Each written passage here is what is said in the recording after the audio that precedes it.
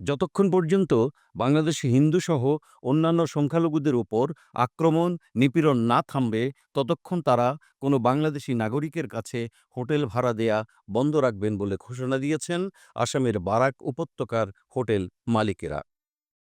শুক্রবার ৬ December Barack উপত্যকা hotel ও রেস্তোরাঁ মালিক সমিতি এই সিদ্ধান্ত নিয়েছে বলে জানিয়েছে দেশটির সংবাদ মাধ্যম ডেকান হেরাল্ড। ভারতের উত্তর পূর্বাঞ্চলীয় রাজ্য আসামের কাছাড়, শ্রীভূমি এবং হাইলাকান্দি জেলা নিয়ে গড়ে উঠেছে বারাক উপত্যকা। বাংলাভাষী এই অঞ্চলটির বাংলাদেশের সিলেট বিভাগের সঙ্গে প্রায় ১২৯ কিলোমিটার দীর্ঘ সীমান্ত আছে। একসময় এই তিনটি জেলার একটি বড় অংশ, বিশেষ করে কাছাড় ও করিমগঞ্জ, ব্রিটিশ ভারতের অংশ হিসেবে বাংলাদেশ থেকে শাসিত হলেও ১৯৪৭ সালের দেশভাগের সময় গণভোটের মাধ্যমে তারা ভারতে তথা আসামের অংশ হওয়ার সিদ্ধান্ত নেয়। বারাক উপত্যকা হোটেল ও রেস্তোরাঁ মালিক সমিতির সভাপতি বাবুল রায় বলেন, বাংলাদেশে হিন্দু এবং অন্যান্য সংখ্যালঘুদের অবস্থা উদ্বেগজনক। আমরা এটি কোনোভাবেই মেনে নিতে পারি না। তাই আমরা সিদ্ধান্ত নিয়েছি যে প্রতিবেশী দেশে হিন্দুদের উপর অত্যাচার বন্ধ না হওয়া পর্যন্ত বারাক উপত্যকার ৩টি জেলার সব হোটেল ও রেস্তোরাঁর পক্ষ থেকে কোনো বাংলাদেশি নাগরিককে আতিথ্য দেয়া হবে না। এটি আমাদের প্রতিবাদ।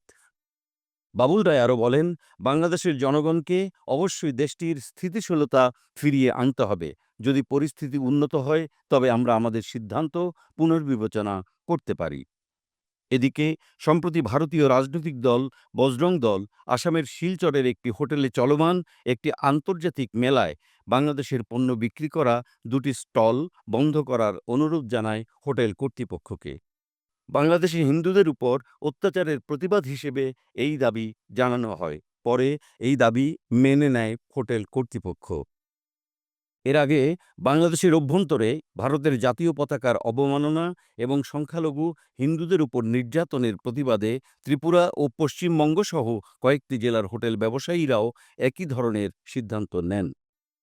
৯৩টি হোটেলের মালিকদের সমন্বয়ে গঠিত মালদহ হোটেলিয়ার্স অ্যাসোসিয়েশনের সম্পাদক কৃষ্ণেন্দু চৌধুরী বলেন, আমাদের সদস্যরা বাংলাদেশে ভারত বিরোধী কার্যকলাপ ও জাতীয় পতাকার অবমাননার ঘটনায় গভীরভাবে ক্ষুব্ধ ও উদ্বিগ্ন।